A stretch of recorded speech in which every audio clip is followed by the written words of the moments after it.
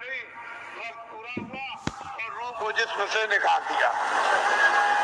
जिस तरह से हिंदू की जीवात्मा निकाली जाएगी, उसी तरह से मुसलमान की रूह निकाली जाएगी और फैसला दोनों का एक ही तख्त पर होता है, अलग अलग नहीं।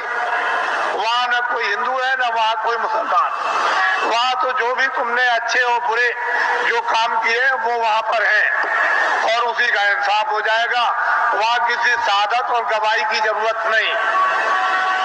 ये सब कुछ है, महात्माओं को, महान आत्माओं को ये सब दिखाई देता है। इससे मालूम होता है कि वो कौन है हिसाब करने वाला और किस तरह से हिसाब करता है और किन लोगों को फिर मनुष्य शरीर नहीं मिलता और कब तक नहीं मिलता है, ये महापुरुषों को सब मालूम। अब आप लोगों से हमारी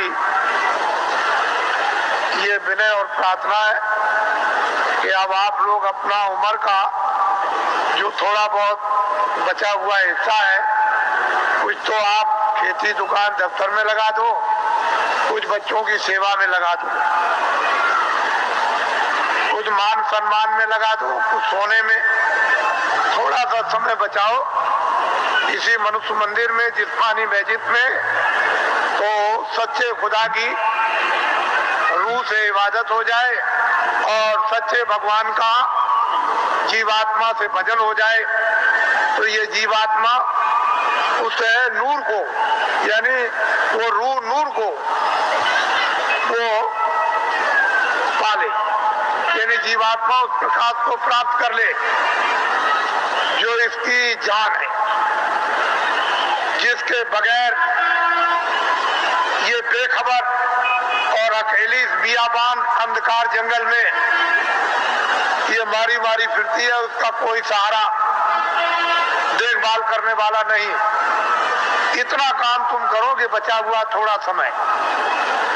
बाकी जो आदेश आपको मिलता जाए 23 घंटे के अंदर, 1 घंटा तो आप रिजर्व कर लो कि 10 मिनट सुबह, 10 मिनट शाम को, 10 मिनट दोपहर में, 10 मिनट दोपहर बाद और 10 मिनट अर्ध रात बाद।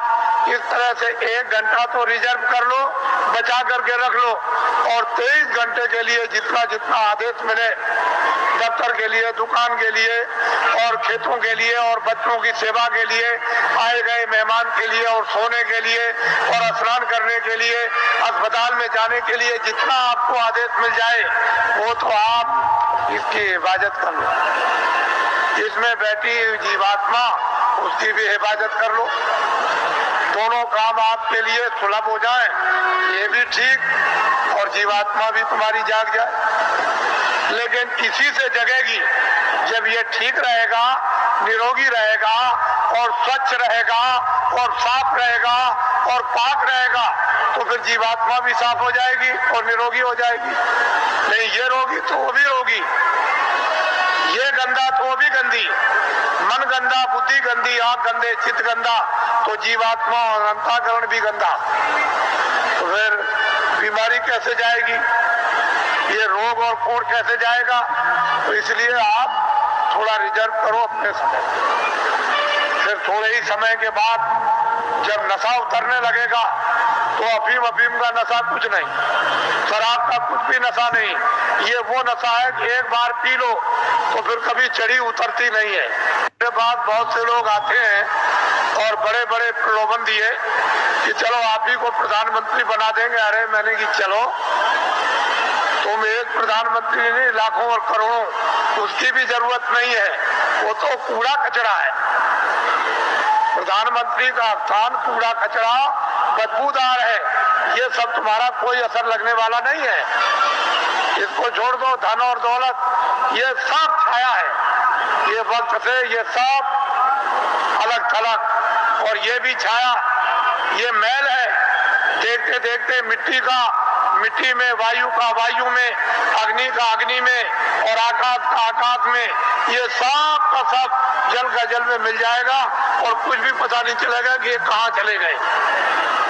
और जीवात्मा जिसके कारण ये चलता फिरता बोलता है, ये बादशाह कहलाता, सेठ साहूकार कहलाता, विद्वान कहलाता और बड़ा बहादुर और दानी कहलाता, वो तो निकल जाएगा। उसका भी पता नहीं। उसी के पते के लिए अनमोल मनुशरीर आपको दिया गया कि इसमें बैठकर उसका पता लगा लो और इन्हीं इंद्रियों के द्वारा तुम जो है उस छाया पर यानी कागज पर लिख मारो कि मैंने उसको देखा जिसका कभी नाश नहीं होता है, जो चलता फिरता बोलता नहीं, जिसके यहाँ कभी सुबह शाम नहीं होती है, जिसके यहाँ कभी रात्रि और दिन नहीं होता और सूरज और चांद कभी निकलता नहीं, वो एक रस रहने वाला। इसलिए आप थोड़ा समय बचाओ, ये हमारी विनती और प्रार्थना है। हम तो वर्षा आदेशानुसार ये देते हैं, लेकिन उसको संभाल करके रखो। हमारी बात अच्छी तरह से समझ लो। तुमने अगर किसी की नाक काटी है सुबह, तो वो सब फिल्म में आ गई। शाम को तुमने गर्दन काटी तो सब फिल्म में आ गई। वो रो रहा चिल्ला रहा सामने पड़ा, मारने वाला भी है मरने वाला भी। किसी की टांग काट दी, हाथ काट दिया, रात को चोरी या दिन को की, दिन को डकैती या रात को, या आपने और कोई अमानवी काम, ये सब फिल्म में फाइल में सब छपता जा रहा। और जब तक वो कुछ नहीं बोलेगा, जब तक आपका समय पूरा नहीं होता, और जैसे ही समय पूरा हुआ पूरी फाइल खुल जाएगी। तो आप वहां ये तो नहीं कह सकते हो कि मैंने नहीं मारा, मैंने नाक भी काटी हूं, तो सामने होगा और तुम भी सामने होगे और चाकू चलाते होगे, तुम वहां बंदूक चलाते होगे, लाठी चलाते होगे, तुम चोरी करते होगे, तुम डकैती डालते होगे, सब वहां पूरा का पूरा वो वहां तस्वीर है। तो आप क्या इनकार कर सकोगे? ये बदले देने पड़ेंगे। जब आपको ये अदले और बदले, तुमको दान के पुण्य के, किसी की सेवा करने के, सम्मान करने के, तुम आदर करोगे, तुम पानी पिलाओगे, खाना खिलाओगे, दवा दे दोगे और किसी मरीज बीमार की सेवा करोगे, ये सब वहां छप जाएगा। तो ये अदला और बदला। फिर वो तुमको मारेगा, फिर तुमको खिलाएगा, तुम्हारी इज्जत करेगा, तुम्हारी बेइज्जती करेगा, तुम्हारा मतलब ये है कि चोरी करेगा और तुम्हारी रक्षा करेगा। जो जिसके साथ जो काम करेगा उसको बदला देगा। इस बदले बदले से कोई चूक नहीं सकता। जब कृष्ण भगवान 56 करोड़ यदुवंशियों को समाप्त कर दिया, पलक के मारते में खून की नदी बह गई, तो जब जाने लगे प्रभात पाटन नदी के किनारे कि अब हम अंतर ध्यान हो जाएंगे, चले जाएंगे अपने गोलोक को। उसी समय एक बहेलिये ने उधर देखा तो उनके पैर में पद्म था। उसने सोचा कि हिरण पानी पी रहा, तो फौरन निशाना लगा करके उसने मार दिया और उस बहेलिये को मालूम हो गया कि लग गया।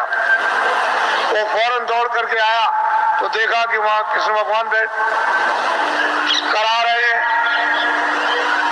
बड़ी पीड़ा हो रही। तो उसने कहा, अरे भगवान ये क्या हो गया? मैंने तो सोचा था कि हिरण पानी पी रहा और यहाँ आप निकल आए, मैंने तो बड़ा अपराध किया।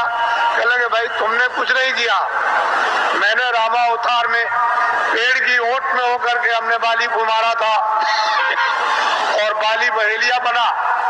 तो फिर वो द्वापर में कृष्णा अवतार में उसने अपना बदला ले लिया। जब ऐसी ऐसी शक्तियों से ये बदले नहीं चुक सकते हैं, उनको भी बदला देना पड़ेगा। तो तुम्हारे पास तो कोई शक्ति और ज्ञान नहीं, तुम कोई योगी तो हो नहीं, तुम तो मतलब ये है कि आज सिद्धि प्राप्त करने वाले तो हो नहीं, तो तुमको तो ये बदले देने ही पड़ेंगे। जब ऐसी ऐसी शक्तियों को देना पड़ा और किताबों में लिख दिया कि हमसे भी बदला नहीं चुक सकता, हमको भी देना होगा, लेकिन सब इस बदले को चुका देते हैं। उनके पास बदले के चुकाने का मसाला है, योगियों के पास नहीं है, सिद्धों के पास नहीं, ज्ञानियों के पास नहीं, तत्वदर्शियों के पास नहीं, संतों के पास में इसका मसाला है। इसको चुकाने का, और किसी के पास नहीं। तो आपको तो ये भेद मालूम है नहीं, फिर आपने तो कृष्ण को देखा नहीं कि आप जल्दी से कहोगे कि नहीं हम भी हैं। फिर जब आपने देखा नहीं तो पूजा किसकी कर रहे हो? अरे किताब में लिखा है कि तुम जाओ, अगर मुझको पाना चाहते हो, मेरा दर्शन करना चाहते हो, मेरे लोक में आना चाहते हो, तो जो मुझको पा चुके हैं तत्वदर्शी, जिन्होंने अपनी जीवात्मा को जगाकर और ज्ञान चक्षु द्वारा जिन्होंने मेरा साक्षात्कार किया है, तुम उनके पास चले जाओ, वो मेरा भेद बताएंगे और उनकी कृपा और मदद और सहायता से तब मेरे लोक में तुम आओगे। तो ये तो कोई मानने वाला है नहीं, तो बताओ फिर पूजा किसकी हो गई? तुमने खुद को अपने को धोखा दिया, खुद को भ्रम में रखा, खुद को अंधकार में रखा और खुद भटक गए।